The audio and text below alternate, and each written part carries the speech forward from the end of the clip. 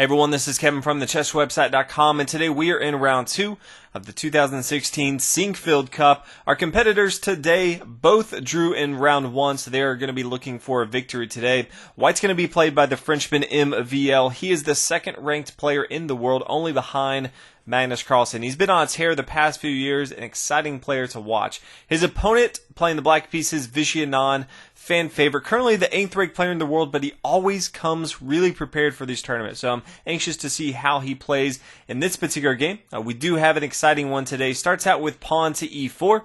Pawn c6, knight f3, pawn d5, knight c3. So getting into the two-knight variation in the Kadokan, then knight f6, pawn e5. Now this particular variation, Bobby Fischer used to play a long time ago when he was younger. Didn't really play it as he moved up in the ranks, and we don't see this very often. So, if nothing else, we have a doozy on our hands, because we just don't see this variation that often, and so we don't talk about it very often. Knight to e4, and then we have some secret tech coming out on only the 5th move. MVL decides to play knight to e2. Kind of a head-scratcher when I saw it. I usually don't see this particular play. I'm not sure what he's worried about, or if he just has a particular reason that he likes to play this, but usually you might see bishop to e2 getting ready to castle on the king side. You're not too worried about your opponent taking your knight. You can always just respond, take back here, having double pawns here on the c file with pawn on b2. That's completely fine. Opens up the door for the dark square bishop, queen to get involved into the game. So I'm not just too worried about what he's afraid of. He definitely doesn't want to take here, because then after the pawn recaptures, the knight on f3, it's just kind of weird having the pawn all up in your business. But he decides to go ahead and do some secret tech, knight to e2, and then queen down to b6. Now this setting is up for the potential quickest mate I've seen and high level play in a long time. Queen down here to f2 would be checkmate. Obviously we're not going to see that today. These players are way too skilled for that.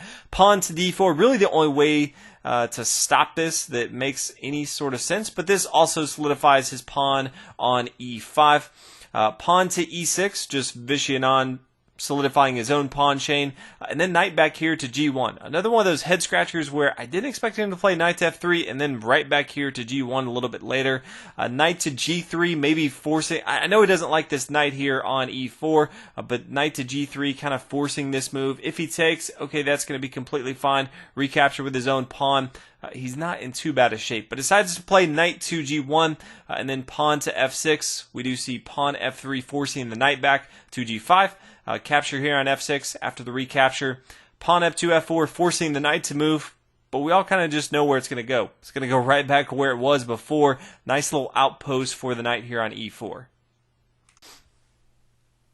MVL decides to now start to attack this knight here on e4. He doesn't like it being there, so he plays knight to g3, which I thought he could have played earlier.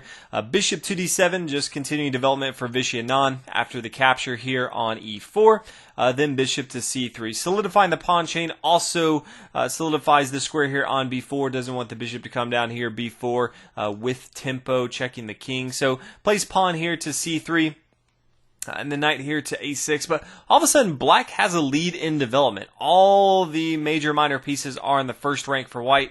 Don't see that very often when we're 13 moves into the game. On the opponent side, Vishy Anand doing a pretty good job. Now, he can't castle on the king side. White's definitely blown that plan up, but he can always castle on the queen side if he wants to, if he's given that option. His knight really couldn't come to c6 or d7 like he would want to, but later on he can easily get this knight involved into the game. After pawn to c5, he can have an exchange, then bring his knight over here to c5. Nice little central square, would also defend the square here on e4. So it definitely has some options, Vishy Anand right now, with a slight advantage just from the development standpoint. Now queen to h5, making sure that his opponent does not castle, so that's the route that he decides to go for. King to d8. No real other option. Bishop to c4, just getting more pieces involved into the action, recognizing that he was behind in development. King to c7, opening up the door for the rook to get involved since he can't castle. It's kind of the only way. Pawn to a4. He notices his opponent has a king here on c7. He's going to be on the queen side for a while, so he starts to push forward on the queen side. Later on, he can castle on the king side, have some safety, but he wants to go ahead and start attacking on the queen side since he does see some weakness here. Pawn here to c5, partly stopping the attack from the queen coming over here if it wants to. Also wants to just break up some of the synergy that white has with his pawn structure. Knight to e2, getting ready to castle on the king side. Rook to d8, just a little bit protection on the semi-open file. Once he has a discovered attack with the bishop, wants to make sure that if this pawn were to capture, that he does have more attackers on this d file. Bishop to e3, and all of a sudden, MVL has done a good job. He was behind in development just a few moves ago. He's kind of stopped any sort of attack that Vishy and Anand could have had. His opponent does have a exposed king right now, so all in all, MVL's fought back, and I'd say right now it's about even on board. Vishy and Anand continues with pawn to f5, solidifying his pawn chain, also stopping the queen from getting over to the queen side, especially attacking the square here on c5. Anytime you can block off your opponent's most important piece, their queen, from where all the action is, which is on the queen side of the board, definitely take that opportunity to do that. Castle on the king side, king back here to b8, and then queen up here to f7. So starting to get a little bit aggressive on board. Knight back here to c7. It's pretty bad. There is a poison pawn here. A lot of times, why doesn't he just come down and take this material? But if he takes, all of a sudden we're going to see rook over here to b1, and this queen is going to fall. So that's going to be bad. That's why we don't see that on board. Knight to c7 is the move. Pawn up here to a5, just starting to attack, pushing on the queen side as we talked about. MVL has a very specific plan. His queen here on f7 is really just causing havoc on the king side. And then on the queen side, he's just going to be looking to push his pawns, get his bishops in the center of the board, really putting pressure, get his other rook involved, and just try to choke his opponent on the queen side. First we see queen to c6, queen here to f6, attacking the rook. First we see the bishop down here to d6, kind of a discovered defense with the rook here on d8, defending that rook there on h8. Pawn takes on c5, we see the bishop recapture, and that up here to d4, kind of clogging things up a little bit. Queen to d6, pawn up here to b4. You start to see a lot of pressure around this e6 square. We have the queen, we have the bishop, we have the knight attacking his pawn, we have the knight, the bishop, and the queen all around the square here on c6. So both sides, they're going to really be looking to hold on to this. You could see some later moves. Rook over here to e8, trying to hold down that material, but keep an eye on that e6 square. Queen back here to e7, saying, okay, I'm going to go ahead and take your queen if you want to take my bishop.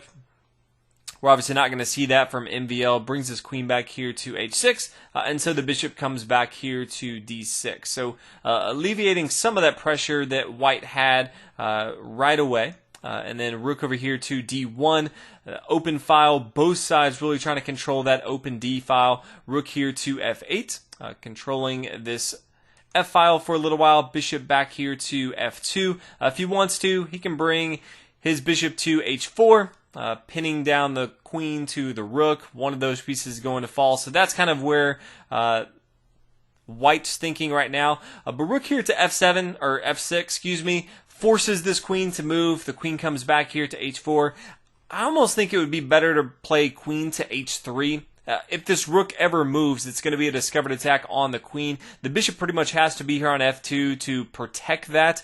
So all in all, I think the queen back here to h3 is a little bit safer. It's still attacking the square here on h7, and there's no real benefit from it being here on h4. But in the game, decides to play queen to h4, and then knight down here to d5. Now the next move is pretty interesting from MVL. He decides to go kind of bonkers and go for some pretty crazy exchanges on board. He sees his pawn here on e6, which we've been talking about for a while, and he decides now's the time to go ahead and start attacking it with his knight. Takes here on e6. I think he probably could just take it here on d5. That makes sense after the pawn recaptures. Queen back here to h3. I think he's going to be safe here. But instead, I think he's just been eyeing that square for a while, so he says now's the time. Takes on e6. The bishop captures. Bishop takes here on d5. Now the pawn, kind of an in-between move down here to e3. almost forcing this a little bit. Bishop takes on e3. Bishop takes on d5. Bishop over here to a7 check. King takes on a7, but then the queen comes down here to f2. And I'm not sure if MVL did not recognize this next move, and it's just bishop to c5. Nice little decoy move, kind of forcing the queen to come here after the queen recaptures. Then all of a sudden, rook to d7. So let's take a step back and look at this. All of a sudden, MVL gave a lot of exchanges on boards, and at the end of the day, they're equal in material, but Vishy Anand has a bishop to the 3 extra pawns that MVL has. Getting into the late game, you always want those pieces on board. You can just do so much. Pawns, if you're up in material, it's one thing, but if your opponent has more pieces, they can just apply too much pressure, gobble up those pawns, and all of a sudden, any sort of advantage or equal position that you have just goes out the window. So Vishy Anand getting into the end game with a much better position. MVL starts with rook to e1, pawn h6, king to f2, king back here to b8. One of those questionable moves for me. The queens are off the board, which means getting your kings involved into the action is very, very important. So king to a6 makes a ton of sense. It doesn't have to worry about any bishops attacking or anything too crazy. If his rooks get involved into the game, that's completely fine, but he could always just bring his bishop to protect it a little bit if he wanted to. King to b8 definitely had my head scratching a little bit. Pawn to c4. Bishop comes back here to c6. Rook takes. Bishop takes here on d7. So exchanging material off the board, I think just even increases the lead that Vishy Anand has on this board. A rook over here to b1. Rook a6, rook up here to b6. Vishy Anand's not looking to trade that off. He wants to have a rook on board. So rook takes here on a5. Rook over here to h6. Rook c5. So we're just seeing tons of exchanges all over the board. Pawn up h to h4. Then rook to c4. Pawn to g3. King c7. Pawn to h5. And then after pawn to b5, in this position we actually saw MVL resign. There's no way for him to actually stop the push from this b pawn. A lot of times I'll get asked from players to just continue on the variation of how it could have gone if there was not a resignation.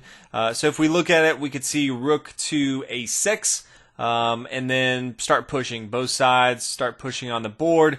Pawn to h7. But the tricky part right here is the rook down here to c2. Now we'd really like to just play king to g1. He doesn't want his opponent to play rook over here to h2 because he can just gobble up that pawn right here. But he can't play g1. He can't play f1. He can't play e1 because all of a sudden pawn to b2, and we're going to see checkmate on the next move. It doesn't matter if the pawn comes up here to h8 and gets a queen. It's going to be checkmate. Now if we come back and say let's have the king go to e3, then all of a sudden the rook can just come over here to h2, gobble up this material. There's just not enough on board for white to really do, so he decided to go ahead and resign. I do wish a lot of players, even in the position that we looked at on board, would continue a little bit more just for the fans, since a lot of times we'll look at this position and say, I just don't know.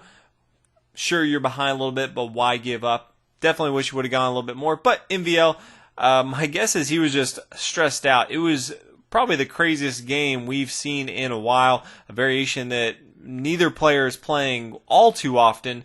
There was definitely some secret tech that had them going in many different variations I don't think they expected to go to in this particular game. So all in all, MVL had enough. He recognized Vishy Anand was going to win it. So Vishy Anand getting the victory. Congratulations to him. So he moves up to the top of the standings. MVL, on the other hand, with just a draw and a loss, will be looking to continue being the second-ranked player in the world, but he has a uphill climb. So hopefully you guys enjoyed round 2. Definitely an exciting match, and I'll see you in round 3. Thanks for watching.